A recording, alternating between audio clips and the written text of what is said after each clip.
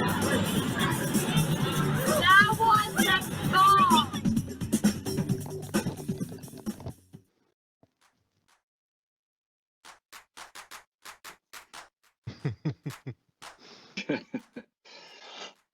All right, can everybody hear me? Yes. Awesome. Okay, and let's see, Jeremy had a little trouble with the controls. There we go. All right, welcome everybody. Thanks for joining us today. My name's Tabor, and I'm going to be hosting the session on the making of virtual Rabbids. I'm joined by Melanie de Ribeiro, the new business director at Ubisoft. Melanie, I hope I pronounced that correctly. Yes, perfectly. Great. And so Melanie is the new business director at Ubisoft and the project lead on the virtual Rabbids content, along with Shannon Perrell, the VP of product development at LAI Games and the creator of the virtual Rabbids unattended format.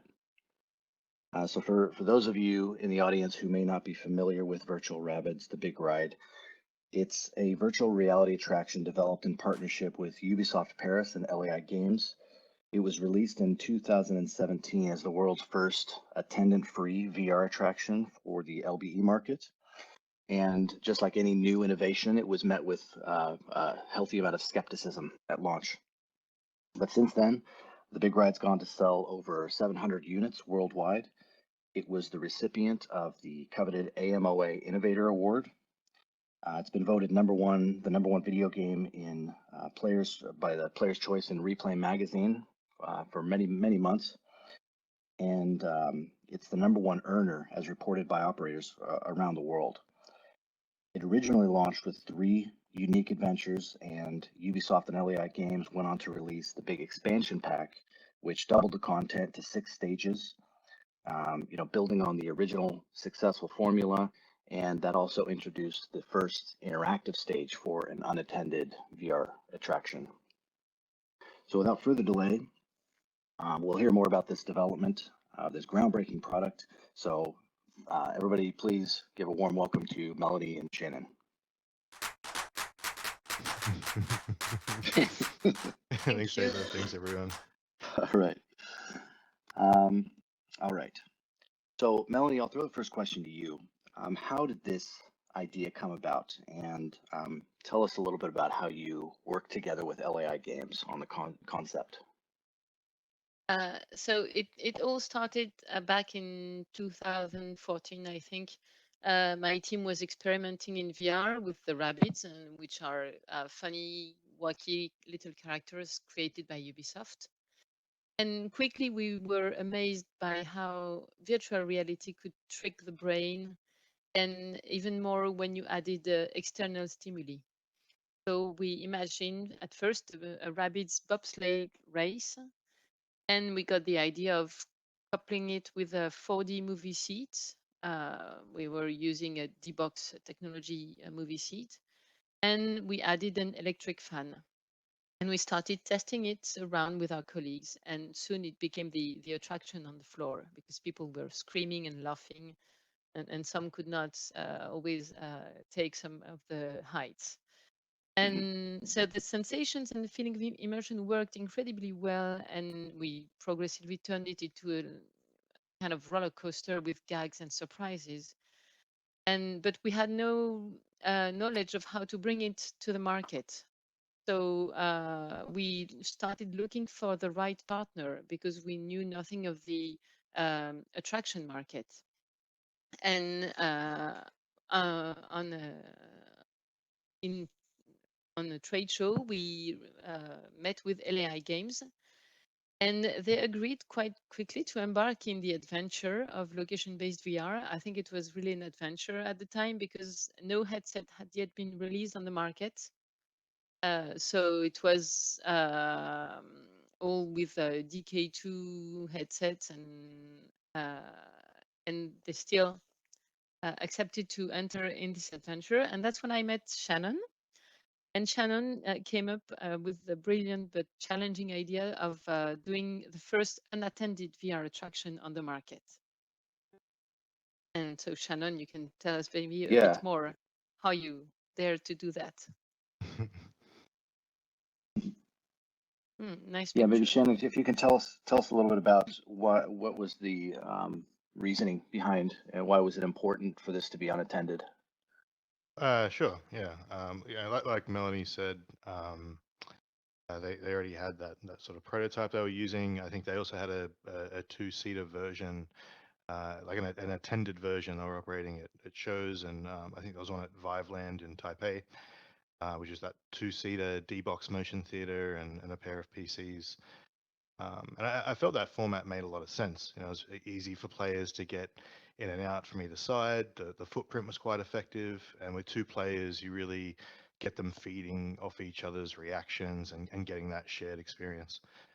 But looking at it, it seemed like there wasn't really that much that the attendant was doing to onboard and offboard players, and that seemed like a real opportunity for us. If we could establish that unattended format, it would open up a much broader market for the game. And if we could keep the footprint and the cost down, we'd be able to offer a more accessible product to operators.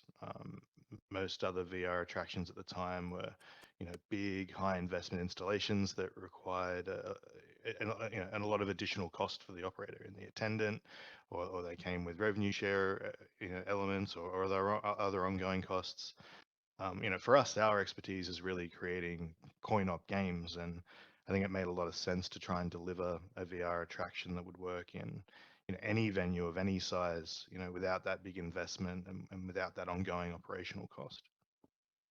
Yeah, absolutely. What were some of the biggest challenges that you faced as you approached kind of trying to set up an unattended experience? Yeah, there were quite a lot. I can You know, there's imagine. lot of a lot of challenges around things like safety and security, and you know, making the onboarding process and the offboarding process as intuitive as possible. You know, the robustness of the HMD.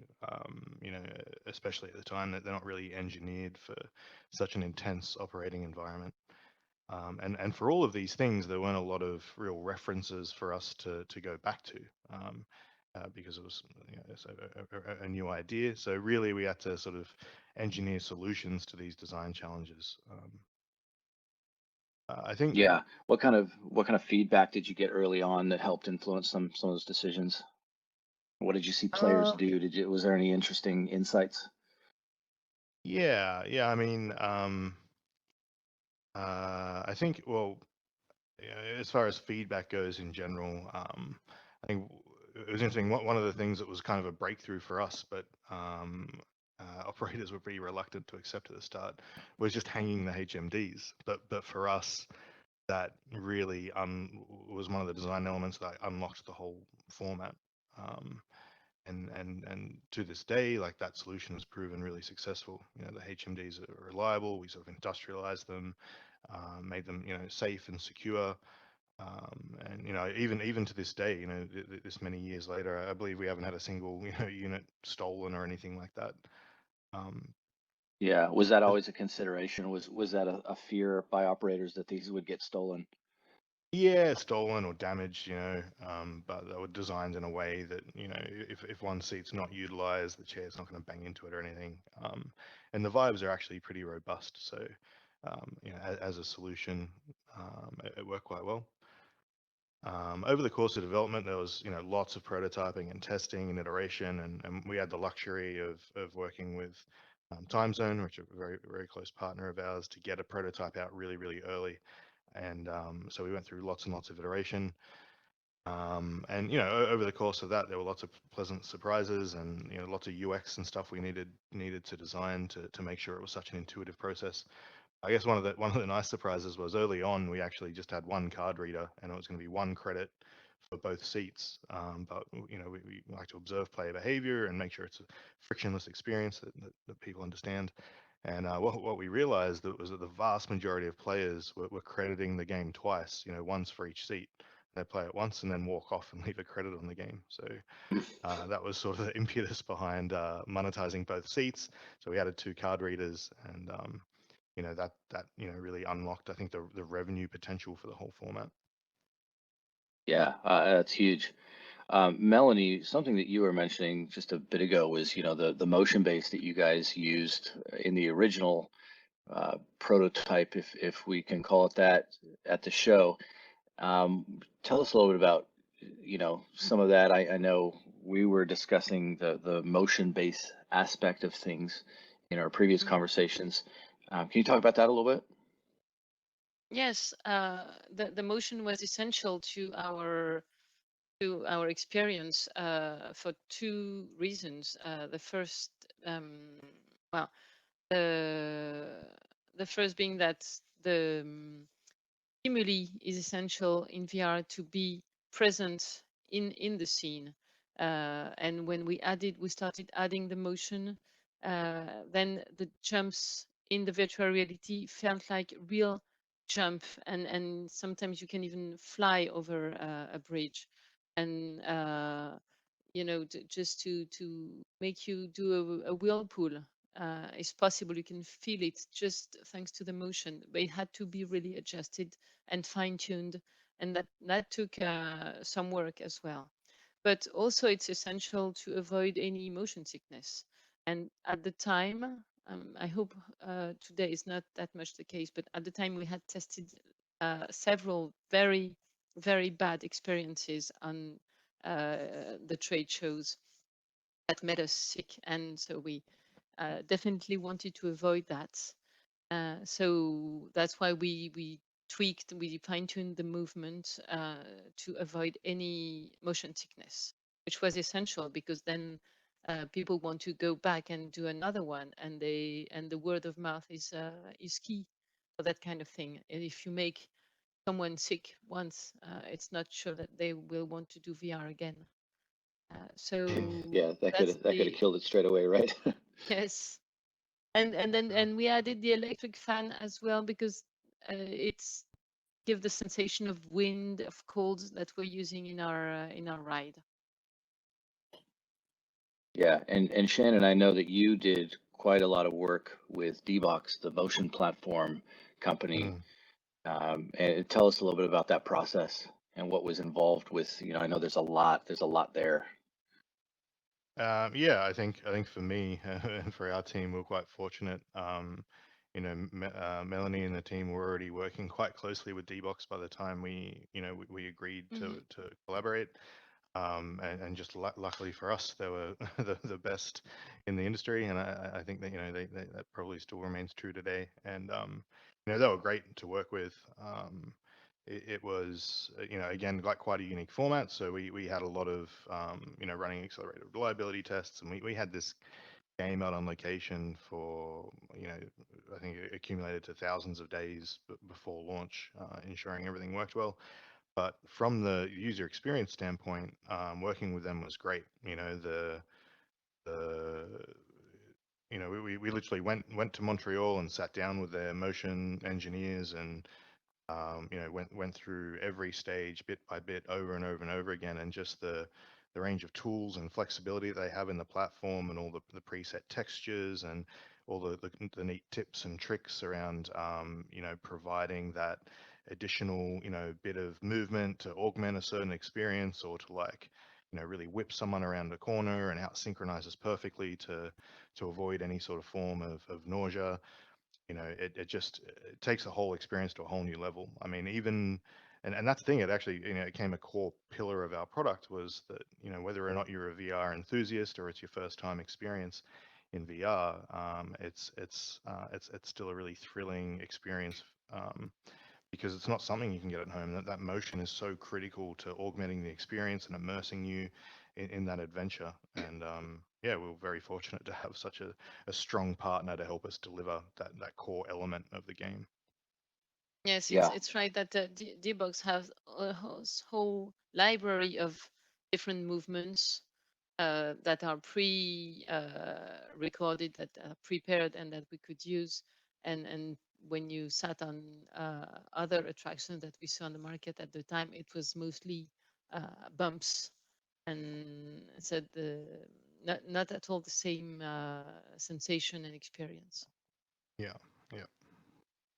yeah, I think they have something, Shannon, you were telling me at some stage they have something like 1,000 textures or something crazy. Oh, it's probably more Maybe it than wasn't that. that Yeah, many, but yeah. you think, yeah, And well, and then it's pretty amazing. Yeah, and that they set a benchmark, and then we can tweak those to synchronize. So I think like, in Alpine Adventurers in that trailer that you showed, you're going across a bridge at one point. There's like a dug dug dug dug dug as you're hitting the planks, and then we could we could synchronize Yeah. those impacts to the speed and the texture of the platform, and and that was all done super quickly to deliver that. So yeah, very cool. Yeah.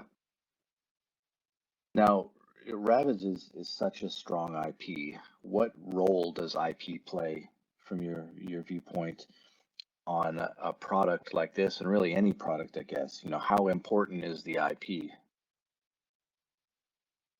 For Shannon, me, maybe you can yeah. maybe you can kick that. Sure. I think, for us, it was very important to this product. Like I said, at the time, it was a reasonably saturated market of VR product from, a range of different sort of manufacturers and content creators and stuff.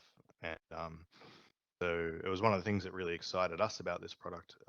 Not only that we'd be working with a branded IP, with a recognizable IP, but the whole Rabbids brand itself. And it was, I think, a perfect sort of category for what we were trying to do. It's the whole vibe of the Rabbids world, and especially the way that the Ubisoft team delivered it in this instance. It's a very bright and beautiful world for the players to explore. Lots of variety and lots of opportunity in how we could present that in the different environments and things. But then paired with the wacky Rabbids, these little creatures that add a lot of humor to the experience, and contextually how their mishaps and nonsense contributed to this like careening experience of veering off course and unpredictable sort of nature of the ride. Like the whole thing came together, I think, to deliver an exciting, unpredictable but funny adventure, and gave us a lot of tools to explore, like lots of different sort of experiences and environments and stuff. Yeah, I think the whole package, the Rabbids IP was perfect for this. Yeah, yeah, and Melanie, maybe you can talk about that a little bit, and go into some of the collaboration process with LAI Games and getting that IP out into the market. What did that process look like? Yes. So as Pan was saying, this IP has a lot of creativity in it because it has a lot of freedom, and the um, the rabbits, their character is that they invade our world, or they invade worlds, and they try to, I mean, they tend to misuse things, to do inappropriate things, but that turn funny. And so you can imagine any environment and put rabbits in there, and they will just make it fun and transform it. So we started with the snow, but then we did this Christmas ride that turns Santa into a rabbit and turns things around. And then we completely changed universe, and went to a beach and canyon roller coaster. And later, when Shannon and Mark from LAI Games said, "Well, we should really produce more contents," and we were trying to see how can we imagine more contents, what can we invade then, and that's where we had the idea of playing with the scale, the sense of scale, and the rabbits were suddenly uh, miniaturized and invading a kitchen and creating mayhem in a kitchen.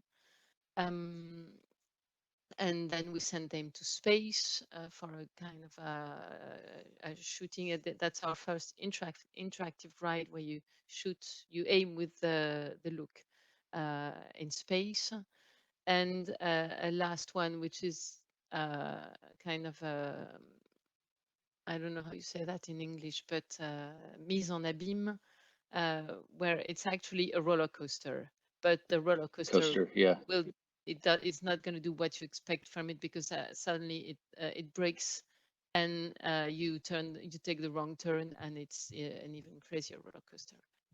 So we had fun because the first two contents we produced on our own, and then when we started working with LAI Games, we iterated with Shannon, who was testing on his side with his team and giving us feedback. And they wanted more thrills. I mean, the positioning was really thrills and sensations. So he helped us tweaking that and providing us feedback. And we also wanted things that would work on any market. And the idea was also to be able to propose a range of different levels of sensations, not all crazy, not all too soft, and have a good range. So we iterated quite a lot during the process of creating all those contents. I wanted to just expand on that a little bit more. The content is obviously it's so amazing. Where did the concepts come from? You know, you talked about the different stages, and they're all very unique. But where did they originate from? Oh, you mean the content from the Rabbids rides, not the content from the Rabbids Yeah, in itself. the Rabbids Um, rides. Yeah, the brain, stages. How did you brainstorming. like? Where did those? Yeah, just sitting in a room brainstorming.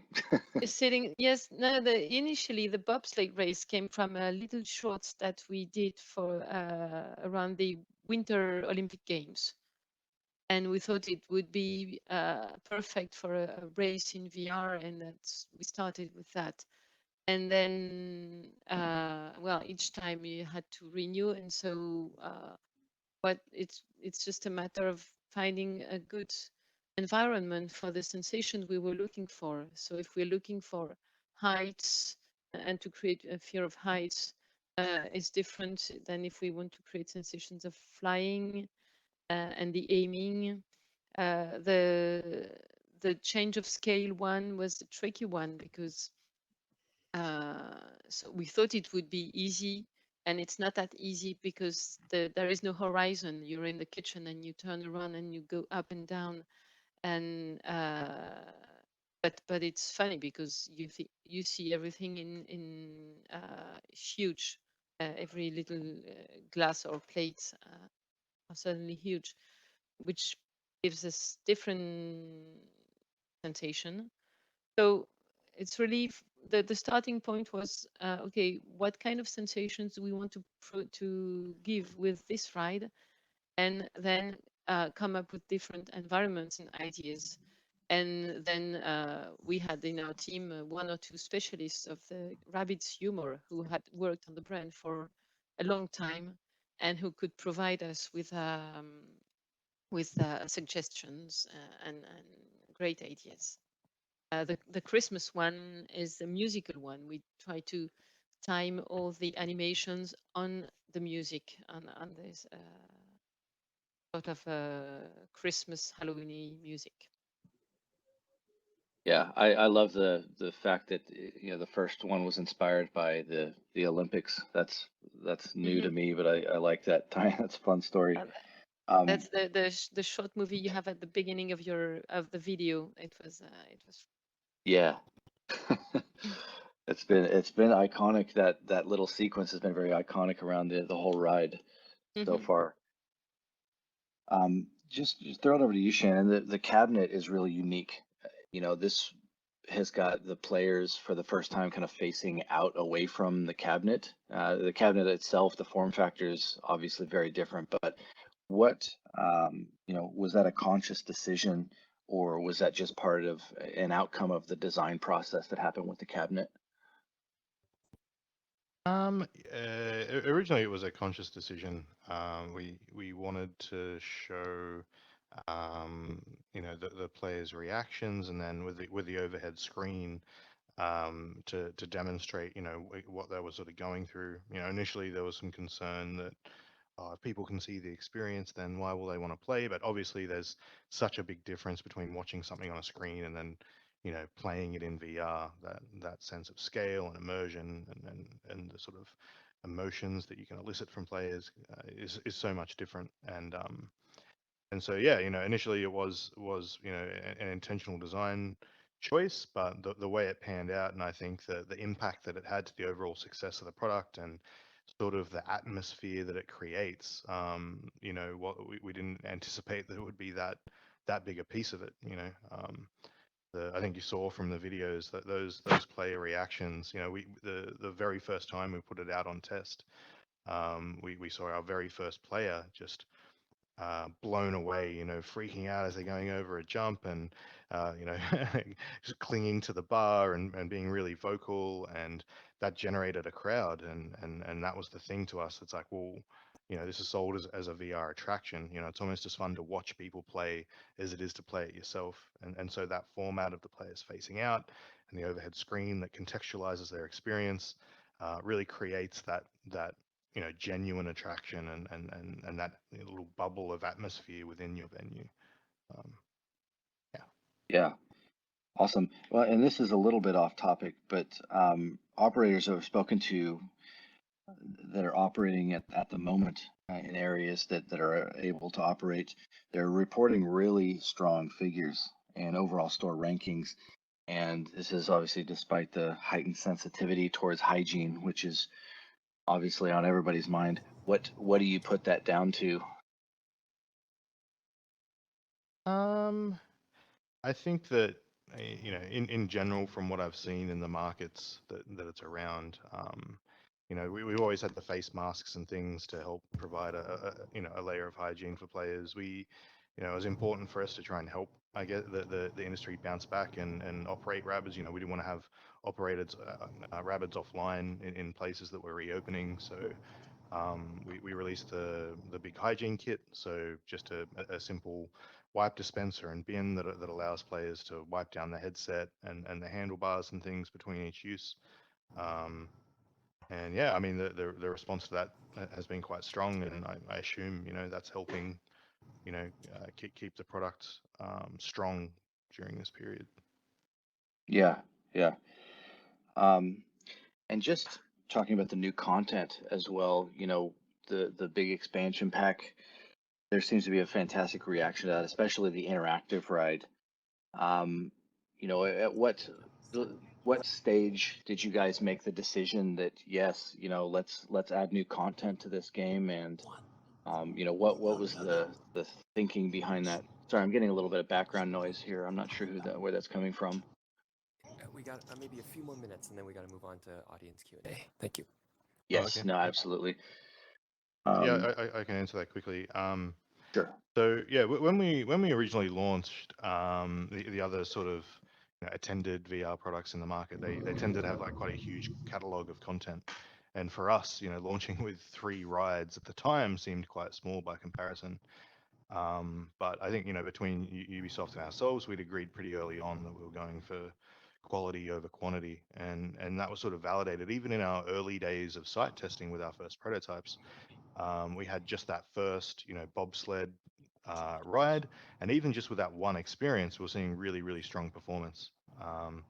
Then yeah, we launched with the 3, and you know, we brought after the bobsled and the Christmas ride, we brought the flying Canyon Chaos into the mix, and that variety in location and the vehicle proved really engaging and rewarding. So, you know, for us, we saw a lot of opportunity to keep exploring different environments, different vehicles, and you know, we also believe there's a bright future for the product, and we want to support that over many years. So, and our goal was to always deliver, you know, content that was funny and accessible and thrilling without being too extreme.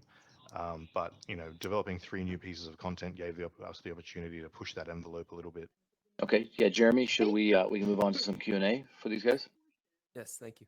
Please give our speakers a round of applause. Thank you very much for the talk. Very interesting.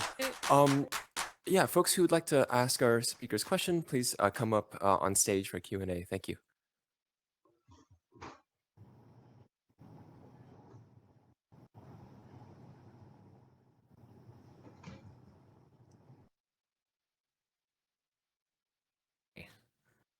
Can you hear me all right? Yes. So, like, what kind of how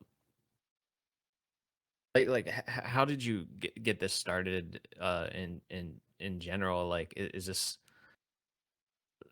were you able to like get the idea going first, or did you have like prototypes going out even with the hardware?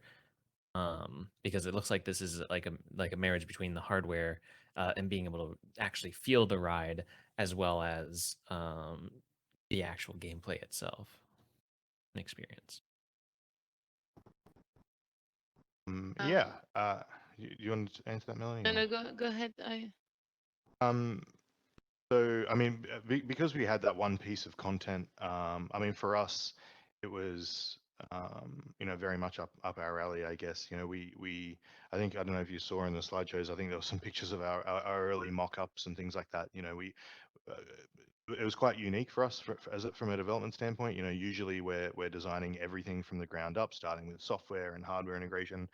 This time we had the luxury of actually having one complete piece of content and then just working out, well, how do we create a format, a cabinet that best delivers that content to the market and to the end user. And so we went through a pretty rigorous process of, quick design. I think you saw some cardboard mock-ups of what the cabinet might look like and how we can fit all the components, but also present the players to the audience in a way we thought would be engaging. Then we built some sort of Frankenstein mock-ups and rapid prototypes, a physical working cabinet. Like I said, we were quite lucky in that where we were prototyping this, we had a really good sort of time zone location nearby, and very graciously allowed us to test these things really, really early on, and that was critical. The evolution from what we started from and where we got to, we just never would have been able to do that without those hundreds of weeks of testing across multiple locations and various prototypes. So I think that's pretty much the process. I hope that answers the question. Yeah, that does. Thank you very much. Nice. Hi, I'll take the next question. And if anybody else has questions, feel free to come line up on the sides of the stage. This is a question possibly to Melanie from Ubisoft. I remember as being a game developer, a lot of us who've studied VR motion sickness have seen, I think it was Oliver's GDC motion sickness Eagle Flight talk. And we just wanted to hear a little bit more about what kind of strategies and tactics, if you're able to share, that you use to tackle VR motion sickness. I know that's a huge thing that a lot of developers, try to find as many different strategies and ways to do it as possible. Yeah, curious to see how Yes. you'll tackle motion sickness. I answer that. I tell you that we were in development at the same time as Eagle Flight, and so we exchanged a lot with Olivier Palmieri, who was the game director on Eagle Flight. But the thing is, Eagle Flight had to come up with many ideas and strategies to avoid motion sickness because they were flying fast without any motion seat. And we had the D-Box motion seat that really helped us because what creates the motion sickness in VR most of the time is the inadequation between the real movement and the virtual movement. And if your body doesn't feel the movement that your eyes see, you get sick exactly like in a boat. But even with that, we could have issues. And that's why when sometimes it goes really fast, like we have tunnels in our rides, where we want to give accelerations. And for that, we used the trick that was developed for Eagle Flight, which is to reduce the field of view just for that moment. And so you don't even see it when you're in VR, you don't notice it, but it reduces the field of view so that you don't have the lateral vision, which is the one that gives most motion sickness. The lateral vision is the one that comes from our Neanderthal ancestors, and that says danger coming. And so you have too much effects. It makes you nauseous.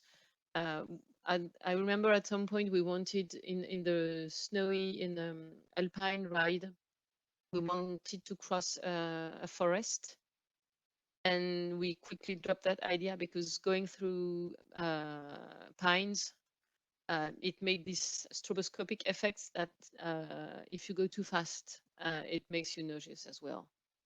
So some things we knew we could not do. The stroboscopic thing is also well known. And I think that's pretty much it. I mean, initially we avoided loopings, and with the time and working with D-Box on fine-tuning the movements, we allowed ourselves to put some whirlpools and loopings because we found the right movement for it. Awesome. Thank you. I think Will is next. Yeah. So you have a motion base as your prime platform for some of the content that you've talked about. Just wondering if you guys have been working on any other content that actually brings the user's hands into the interactions. And not for the attraction market, not yet. Okay, thank you.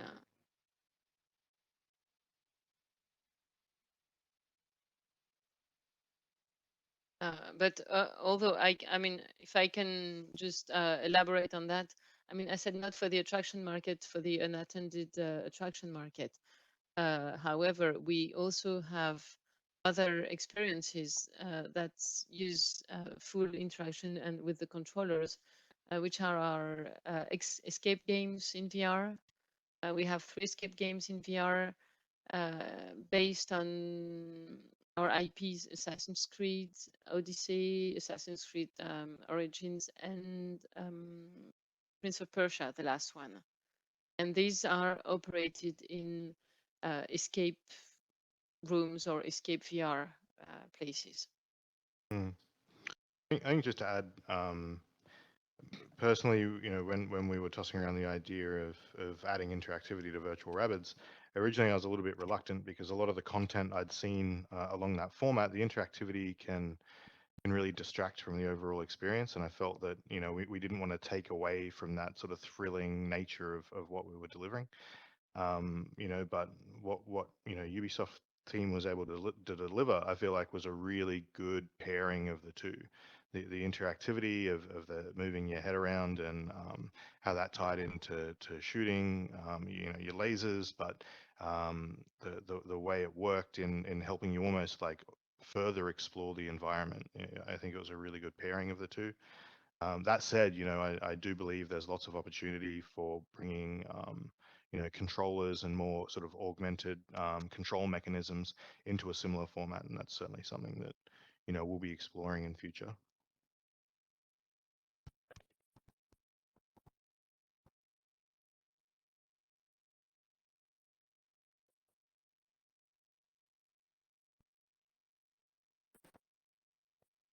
Right, Jeremy, I think, you know, we're probably at our time limit here, and it doesn't look like there's any more questions, so I'll pass it off to you. But everyone, please thank Melanie and Shannon.